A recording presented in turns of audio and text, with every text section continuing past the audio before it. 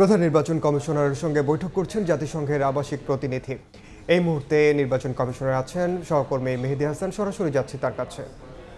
মেহেদী, M Nasiruddin দায়িত্ব নেওয়ার পর এটি কিন্তু প্রথম বিদেশি কোনো সাক্ষাৎ বিদেশি কোনো ব্যক্তিদের সাথে আমরা দেখতে পেয়েছি। ঠিক বেলা 4:30টায় কিন্তু জাতিসংঘের যে আবাসিক প্রতিনিধি গোয়েন লুইস তিনি কিন্তু প্রবেশ করেছেন এবং আজকে এই বৈঠকে কিন্তু বেশ কিছু গুরুত্বপূর্ণ বলা হয়েছে। তার কারণ হচ্ছে আগামী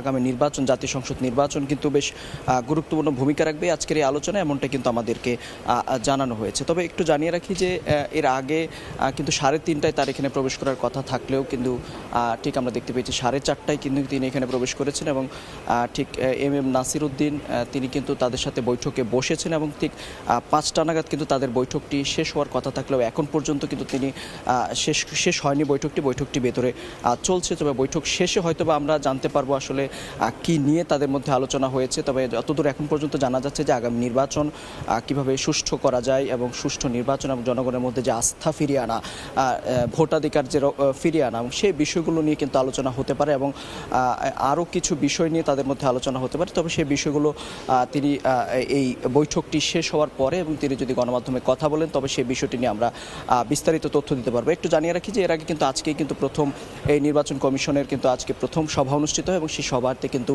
বেশ কিছু গুরুত্বপূর্ণ 3টি এজেন্ডাও বাস্তবায়ন করা হয়েছে এবং সেই বিষয়গুলো নিয়ে আমরা দেখেছি আলোচনাও হয়েছে এবং এর মধ্যে প্রধান নির্বাচন কমিশনার কিন্তু গণমাধ্যমে কথাও বলেছেন। তো সব মিলিয়ে বলা চলে যে আজকের যেই প্রথম সভা অনুযায়ী কিন্তু যেই প্রধান নির্বাচন কমিশনের সাথে যে জাতিসংঘের আবাসিক প্রতিনিধি গোয়েন লুইস তিনি প্রবেশ করেছেন এবং তিনি আলোচনা করবেন আগামী নির্বাচন সম্পর্কে। এবং যদিও এই বিষয়টিকে সৌজন্য সাক্ষাৎ বলা হচ্ছে, তবে আমরা যতদূর জানি যে রুদ্ধদ্বার বৈঠক কিন্তু এখন পর্যন্ত প্রায় আধা ঘন্টার বেশি সময় ধরে কিন্তু তারা এখানে বৈঠক করছেন। সেই বৈঠকে কিন্তু আগামী নির্বাচন নিয়ে আলোচনা হবে।